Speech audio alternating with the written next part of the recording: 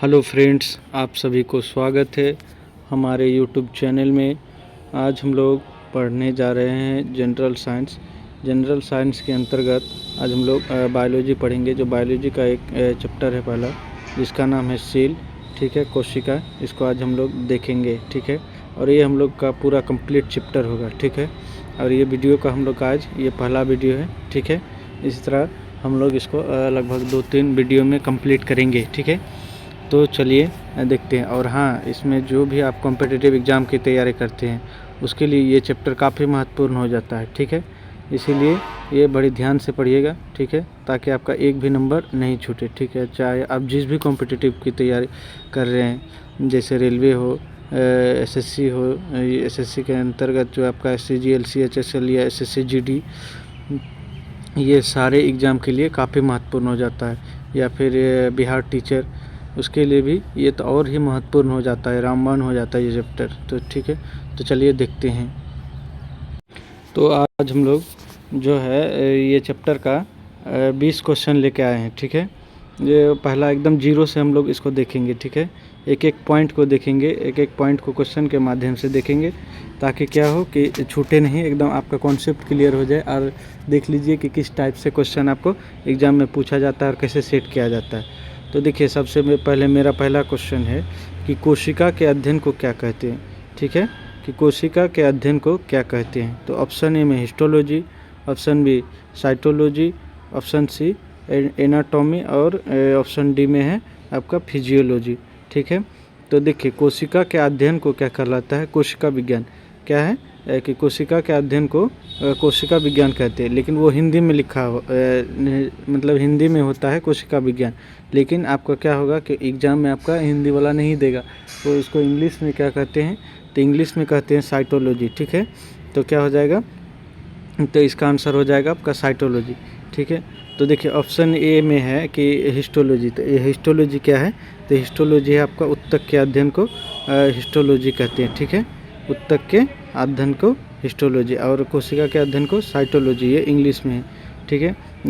ये जो है हमेशा पूछा जाता है, ठीक है। इसलिए ये इम्पोर्टेंट हो जाता है कि कोशिका के अध्ययन को क्या कहते हैं, तो साइटोलॉजी, ठीक है। अब नेक्स्ट क्वेश्चन है मेरा, दूसरा है कि कोशिका की खोज किसने की थी। तो कोशिका की खोज आपका हो जाएगा रॉबर्ट हुक। किसने, रॉबर्ट हुक। लेकिन अगर नामकरण के बाद पूछे तो ल्यूमेन हॉक, ठीक है। और कोशिका का जो सिद्धांत दिया था तो स्लाइडेन एवं स्वर्ण ने, ठीक है। देखिए, चारों पॉइंट आपका समझ में आ गया। तो कोशिका की खोज किसने किया था, रॉबर्ट हुक। कोशिका का नामकरण किसने किया, ल्यूमेन हॉक ने। और कोशिका का सिद्धांत किसने दिया, स्लाइडेन एवं स्वर्ण ने, ठीक है। अब आपका नेक्स्ट है कि कोशिका का सबसे छोटी भाग कौन सा है। कोशिका का सबसे छोटी भाग, ठीक है। तो ये आपका क्या हो जाएगा, कोशिका ही हो जाएगा। क्या हो जाएगा, कोशिका। देखिए, ये ऑप्शन में ऊतक है, अंग है और जीव है। उसके बाद ये हो गया। तो देखिए, यहाँ पर आप थोड़ा सा मिस हो गया, तो यहाँ पर होना चाहिए था शरीर। क्या होना चाहिए था, शरीर। तो शरीर की सबसे छोटी भाग कौन हो जाता है, तो आपका कोशिका हो जाएगा, ठीक। जब कोशिका बहुत सारा मिल जाता है तो ऊतक बनता है, और ऊतक मिलकर के अंग का निर्माण होता है। फिर जब बहुत सारा अंग मिल जाता है, जैसे हाथ पैर, उसके बाद तब जब बहुत सारा अंग मिल जाता है उसके बाद आपका शरीर का निर्माण होता है, ठीक है। अब हो गया, समझ में आ गया। तो देखिए, इसमें थोड़ा सा मिस हो गया, आप यहाँ पर ऐसा ही कर लीजिएगा। अगर आप नोट्स बना रहे हैं तो यहाँ पर शरीर हो जाएगा कि शरीर का सबसे छोटा भाग कौन है, तो आपका हो जाएगा कोशिका, ठीक है। तो चलिए, अब अगला क्वेश्चन है कि जीवित कोशिका का बाहरी आवरण किसका बना होता है। जीवित कोशिका की बाहरी आवरण होता है कोशिका झिल्ली का। किसका, कोशिका झिल्ली का। लेकिन अगर वही आपका ये पेड़ पौधे में हो तो ये कोशिका भित्ति हो जाएगा, ठीक है। चलिए, अब आगे है कोशिका का पावर हाउस किसे कहते हैं। तो कोशिका का पावर हाउस आपका माइटोकॉन्ड्रिया को कहते हैं। क्यों, क्योंकि ये माइटोकॉन्ड्रिया जो है ये ऊर्जा बनाता है, जो पूरे शरीर को प्रोवाइड करता है, जिसके कारण हम लोग बोल पाते हैं, चल पाते हैं, ठीक है। और देखिए, राइबोसोम क्या बनाता है, प्रोटीन का निर्माण करता है। और लाइसोसोम क्या कहते हैं, इसे आत्महत्या की थैली कहते हैं। क्योंकि जब क्या होता है कि जब कोशिका के अंदर जो अंग होता है, जैसे लाइसोसोम, राइबोसोम और जो भी माइटोकॉन्ड्रिया, ये सारा चीज़ जब आपस में कार्य नहीं कर पाता है तो क्या करता है कि ये लाइसोसोम जो है अपने में ये छेड़ देता है और कोशिका को मार देता है। ठीक है, तो इसका आंसर क्या हो जाएगा? माइटोकॉन्ड्रिया। ठीक है, अब देखिए एक इसमें ऑप्शन डी में है कि गोल्जी तंत्र यानी गोल्जी का ये क्या है? ये परिवहन करता है। जैसे क्या होता है कि जब प्रोटीन बन जाता है तो ये एक जगह से दूसरी जगह ट्रांसफ़र करता है। ठीक है, तो देखिए और गोल्जी का मुख्य कार्य क्या है? ये लाइसोसोम का भी निर्माण करता है। किसका? लाइसोसोम का। तो देखिए क्वेश्चन आएगा कि लाइसोसोम का निर्माण कौन करता है? तो क्या हो जाएगा? गोल्जी का। ठीक है, अब आगे आते हैं कि डीएनए पाया जाता है, मतलब डीएनए कहाँ स्थित होता है? तो देखिए कोशिका के दो भाग होता है। ठीक है, एक होता है केंद्रक और दूसरा ये कोशिका। ठीक है, तो देखिए ये कोशिका के अंदर में जो केंद्र है तो केंद्रक में ही आपका डीएनए पाया जाता है। ठीक है, ये साइटोप्लाज्म क्या है? ये कोशिका के बाहर जो द्रव पाया जाता है उसको साइटोप्लाज्म कहते हैं।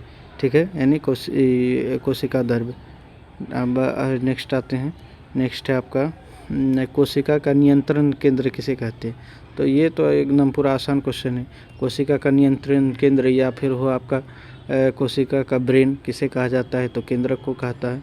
ये तो अभी हमने डिस्कशन किया है कि माइटोकॉन्ड्रिया और राइबोसोम का क्या काम है।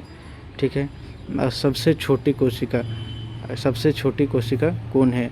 तो सबसे छोटी कोशिका आपका हो जाएगा माइकोप्लाज्म। क्या है? माइकोप्लाज्म। अब है नेक्स्ट है कि कोशिका सिद्धांत किसने दिया था? ये भी क्वेश्चन अभी पहले बताया, मैंने डिस्कशन किया है कि कोशिका का सिद्धांत किसने दिया? स्लाइडेन एवं श्वान ने दिया। किसने? स्लाइडेन एवं श्वान ने दिया। ठीक है, अब अगला है कि कोशिका के अंदर का तरल भाग, कोशिका के अंदर साइटोप्लाज्म। ठीक, साइटोप्लाज्म जिसको हम लोग क्या कहते हैं? कोशिका द्रव, और जो केंद्रक के अंदर पाया जाता है उसको केंद्रक द्रव कहते हैं। ठीक है, अब प्रोटीन का निर्माण ये भी बताया कि प्रोटीन का निर्माण राइबोसोम करता है। कौन करता है? राइबोसोम। ठीक है, अब आता है कोशिका भित्ति पाई जाती है। कोशिका भित्ति केवल पादप कोशिका में पाई जाती है। किसमें?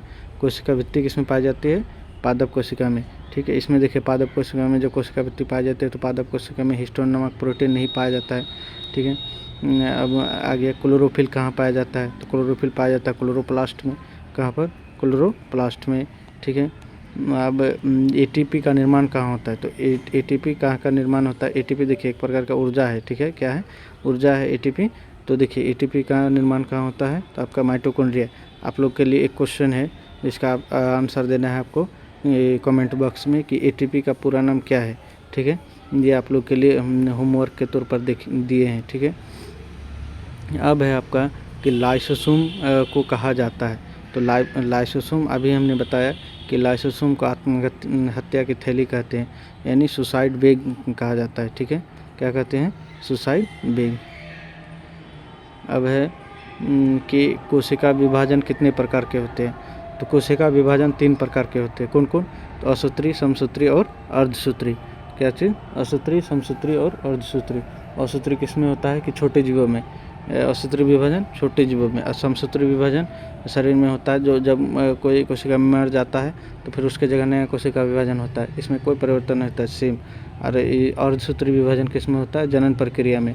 ठीक है, अर्धसूत्री विभाजन किस में होता है? तो जनन प्रक्रिया में। ठीक है, समझ में आ गया।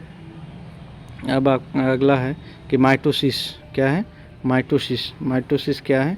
तो यह है जनन कोशिका। क्या है? जनन कोशिका। ठीक है, और मायोसिस क्या है? यह है आपका शारीरिक कोशिका। ठीक है, मायोसिस क्या है? शारीरिक कोशिका। चलिए, कोशिका का आकार होता है।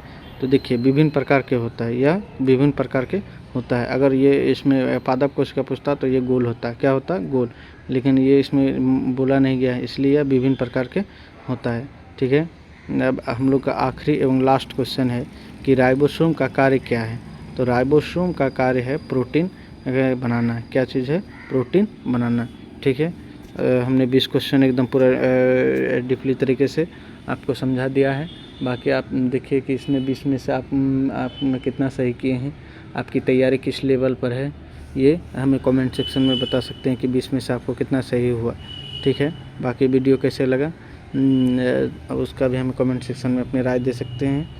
और चैनल को सब्सक्राइब कीजिएगा अगर वीडियो अच्छा लगे तो। ठीक है, धन्यवाद।